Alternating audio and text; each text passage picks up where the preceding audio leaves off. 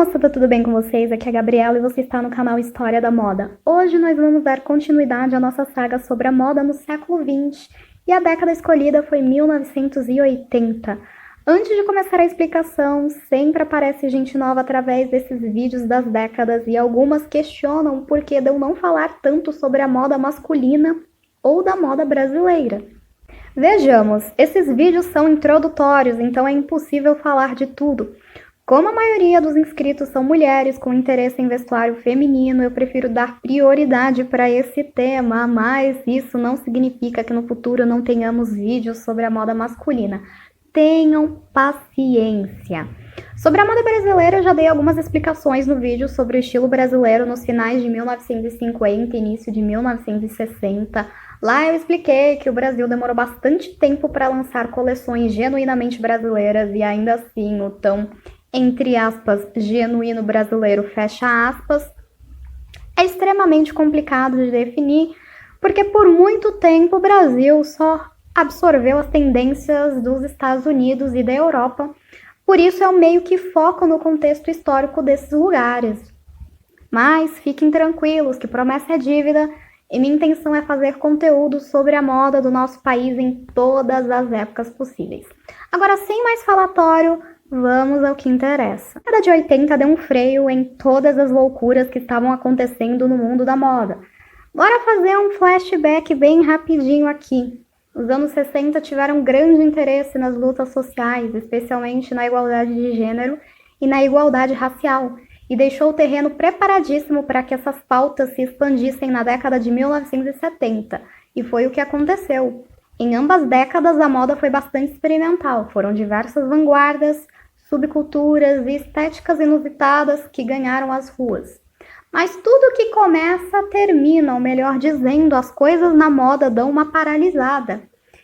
E o estilo excessivo das décadas de 60 e 70 foi substituído por um vestuário um pouco mais sóbrio.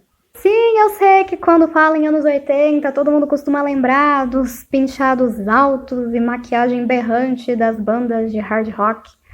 Mas a moda casual foi uma das mais sérias do século XX.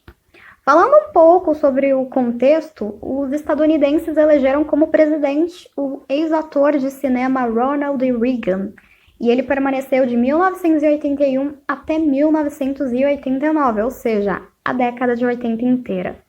O Reino Unido, por sua vez, atravessou essa época com a presença de Margaret Thatcher como primeira-ministra. O que os dois tinham em comum?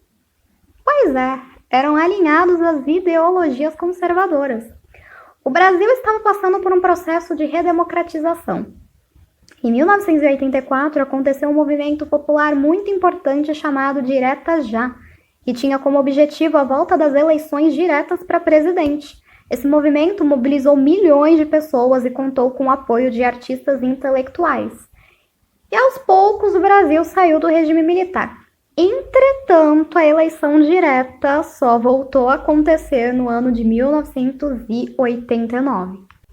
Os anos 80 marcam também o finzinho ali da Guerra Fria. A União Soviética estava passando por uma saia justa em sua economia e o secretário-geral Mikhail Gorbachev, que chegou a essa posição em 1985, elaborou algumas propostas para que a URSS contornasse os problemas que estava enfrentando.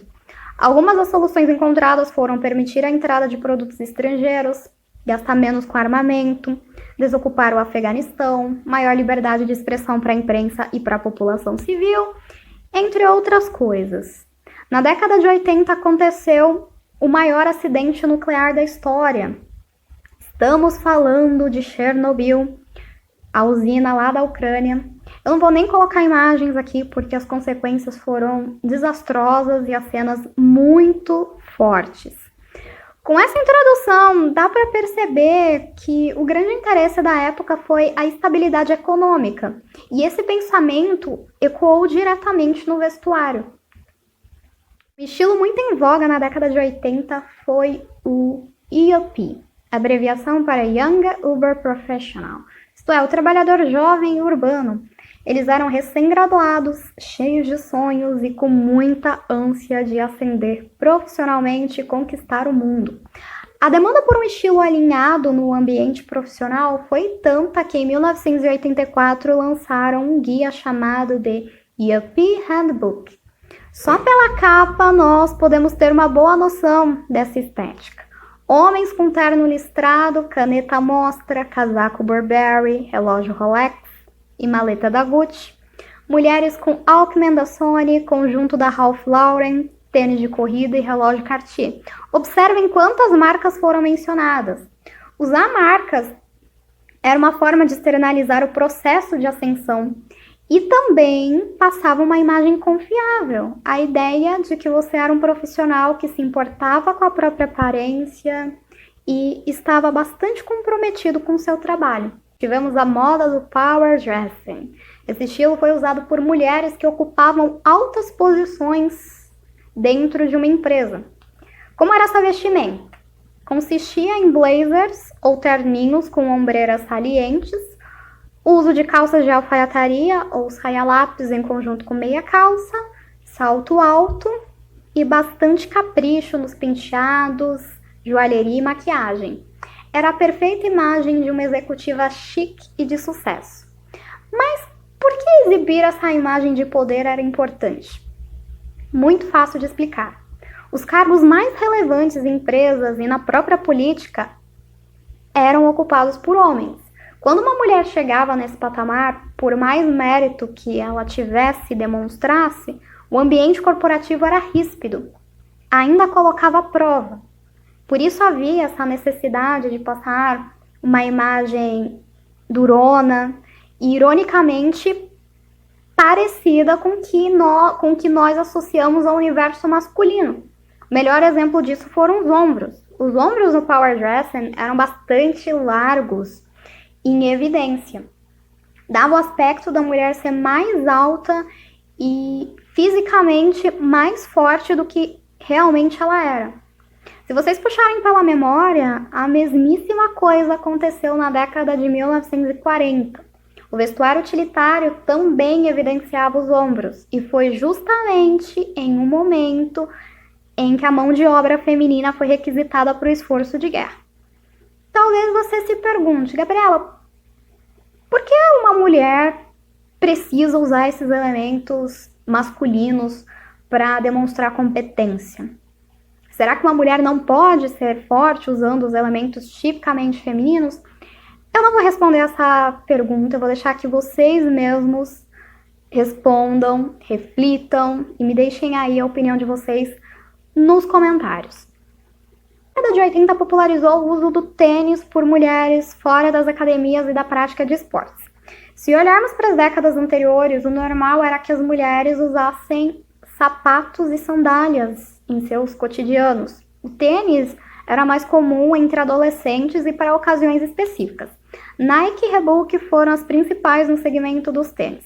E apesar do uso entre as mulheres ter se intensificado nos anos 80, o público-alvo continuava sendo homens, especialmente adolescentes e jovens adultos. O design de sapatos não se preocupava apenas com a beleza do tênis. Era preciso que ele fosse anatômico, confortável e apresentasse algum tipo de inovação tecnológica. Pares para lazer se apoiavam na promessa do conforto, já os pares para esporte prometiam ser os mais velozes e resistentes. Ainda nesse universo de esportes, eu não posso deixar de mencionar o boom da moda fitness. Essa preocupação com o corpo, na verdade, já tinha iniciado lá nos anos 70, mas nos anos 80, com os novos aparelhos surgindo, as pessoas ficaram muito entusiasmadas e milhares de pessoas se matricularam em academias, escolas de danças e em aulas particulares de lutas. Essa moda contou com a ajuda de fibras bem elásticas para a confecção das roupas, particularmente a lycra. O estilo fitness feminino de 1980 era baseado em collants, às vezes usado em conjunto com uma outra camada por baixo, sutiãs e tops com costas abertas, polaina nas panturrilhas e, claro, tênis, ou dependendo do que era praticado, às vezes se usava sapatilha. As peças costumavam ser bastante coloridas, havia uma profusão de tons em neon. Agora vamos falar das subculturas. Uma de curta duração, mas emblemática, foi o New Romantic. O New Romantic foi um movimento musical e, como qualquer movimento musical, influenciou comportamentos e, consequentemente, a moda. A moda New Romantic era bastante dramática, as maquiagens tinham um toque teatral, havia muita influência da moda do começo do século XIX, chamava bastante atenção e foi usada por um número limitado de pessoas.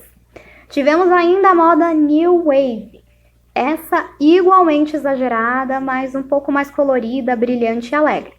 Cyndi Lauper define bem a face feminina do New Wave. Era uma moda com bastante uso de sobreposições, cabelo volumoso, acessórios por cima de acessórios, mas é importante dizer que dentro do próprio New Wave tinha ali as variações. Cada artista e banda costumava imprimir um pouco de seus gostos e preferências estéticas. Um ponto importantíssimo da moda de 1980 foi o cabelo. Os dois estilos principais foram o permanente e o moulet. E às vezes, aliás, muitas vezes eles eram usados juntos. O permanente é uma técnica bem antiga e basicamente consiste em cachear o cabelo por meio de técnicas químicas e térmicas. Já o moulet era um corte repicado, todo espetado para cima. Foi usado na moda de subcultura, mas também no estilo comum. Os anos 80 abriram portas para os estilistas japoneses. Aqui podemos citar a tríade Kenzo Takada, Rei Kawakubo e Yohji Yamamoto. Eles desenhavam roupas assimétricas, desproporcionais, com um toque de futurismo, era conceitual e causou burburinho. E a título de curiosidade, o Kenzo Takada faleceu em outubro de 2020, vítima da Covid-19. Um ícone fashion dos anos 80 foi a princesa Diana. Seu vestido usado no casamento com o príncipe Charles no ano de 1981 inspirou milhares de noivas em toda a década. O modelo tinha mangas extremamente bufantes, babado no colo e saia armada. O evento foi televisionado para o mundo inteiro. Tão logo Diana começou a ditar a moda. Inicialmente ela usava quase que 100% de criações de estilistas ingleses, mas com a crise no casamento e o afastamento da família real, ela passou a ser mais sexy e apostar em estilistas de outros países. A moda festa de 1980 foi rica em tecidos brilhantes, com destaque para o tafetá e o cetim. As mangas eram muito armadas, grandes, e as saias constantemente apresentavam babados e pepluns. Havia ainda a presença de laços e detalhes em pedrarias e lantejoulas, tudo com muita ostentação. É isso, pessoal, esse foi o nosso resumo. Me deixem aí nos comentários se vocês gostam da moda de 1980, quais são os seus fashion icons dessa época. Como eu falei, esse vídeo é introdutório, eu poderia ter falado muitas outras coisas, mas nós vamos saborear aos poucos, né? Porque essa aqui é a graça do canal, e falando com paciência e cada dia mais aprofundando os temas.